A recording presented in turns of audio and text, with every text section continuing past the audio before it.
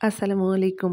এখন পর্যন্ত আমার বাসায় একদিনও বুট রান্না করিনি। এটা ছিল ৩য় রোজায়। তো আজকে কাবলি বুট ভিজিয়ে রেখেছিলাম। এখন সামান্য একটু লবণ দিয়ে সেদ্ধ করে নিয়েছি। আর এখানে শসা, গাজর, তারপরে পেঁয়াজ, ধনিয়া পাতা, কাঁচামরিচ, একটা টমেটো আর এক টুকরো লেবু নিয়েছি।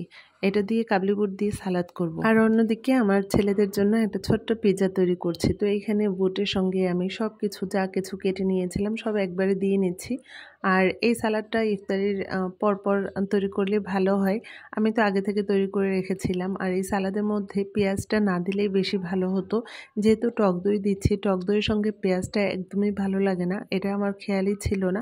আমার কাছে ভালো লাগে না, জানি না একেকজনের পছন্দ একেক রকম। পেঁয়াজটা দিলে আমার কাছে মনে হয় যেন বেশি গন্ধ বের হয় পেঁয়াজ থেকে। আর টক দইটা দিলে পেঁয়াজ না দেওয়াই ভালো।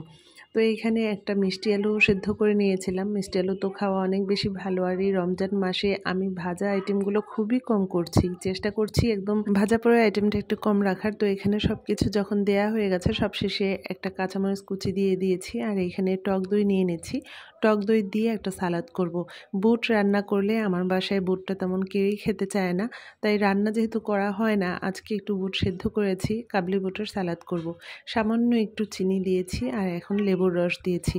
তো এখানে একটু টমেটো সস দেওয়া উচিত ছিল, কিন্তু এত তাড়াহুড়ো করছিলাম শেষ মুহূর্তে, এটা আর কি ইফতারির 10 মিনিট বাকি, সেই মুহূর্তে আর তাড়াতাড়ি করতে গিয়ে নিচে পড়েও গিয়েছিল। তো এরপরে মনে পড়লো যে লবণ দেওয়া হয়নি, একটু বিট লবণ দিয়েছি।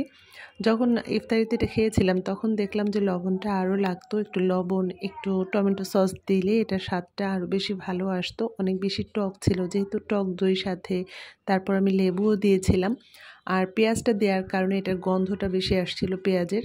পেঁয়াজটা না দিলে এটা বেশি ভালো হতো। তো এরপরে আবার যখন তৈরি করব চেষ্টা করব পেঁয়াজটা না দেওয়ার এবং সামান্য একটু চিনি আর একটু টমেটো সস দেওয়ার, তাহলে এটা স্বাদটা আরও বেশি ভালো লাগবে। সালাডটা একপাশে রেখে দিয়েছে আর অন্যদিকে আমি চিড়া মাখাতে চলে এসেছি। এখানে 2 রকমের চিড়া একটু পরিমাণ মতো গুড় দিয়ে ভিজিয়ে রেখেছিলাম। আজকে একদমই চিড়ার সঙ্গে পানি ছিল না, অল্প একটু পানি দিয়ে ভিজিয়ে রেখেছিলাম যেন পানিটা সম্পূর্ণটা টেনে যায় চিড়ার সঙ্গে। আর এখানে 4টা কলা নিয়েছি কুচি করে, আর এরপরে একটু খেজুর কুচিও দিয়েছি। 4টা খেজুর আমি একদম ছোট ছোট টুকরা করে এখানে দিয়েছি। আর পরিমাণ মতো দুধ দিয়ে দিলাম। আর দুধের সঙ্গে এই কলা দিয়ে মাখানো চিড়াটা আমাদের ঘরে প্রতিদিনই হয়। এটা আপনাদের ভাইয়াও পছন্দ করে, আমার ছেলেরাও পছন্দ করে। আর চিড়া খাওয়া তো অনেক ভালো। আমার ছেলেরা 19 সাল থেকে সব রোজা রাখতে শুরু করেছে। ইনশাল্লাহ এবারও 30টা রোজাই রাখবে। আর ছোট মানুষ, ওরা ইফতারিতে অনেক রকম আইটেম খোঁজে, আর একটু ভাজাভুজি হলে ওরা বেশি খুশি হয়। তো আপনাদের ভাইয়া এখানে জালি কাবাব, আলুর চপ কিনে নিয়ে এসেছিল। আর এখানে ছিল চিড়া, তারপরে পিৎজা, একটু সালাদ, সব ধরনের ফল ছিল আর সঙ্গে জুস ছিল। একদম সিম্পল ইফতারি দিয়ে শেষ করলাম 3য় রোজা।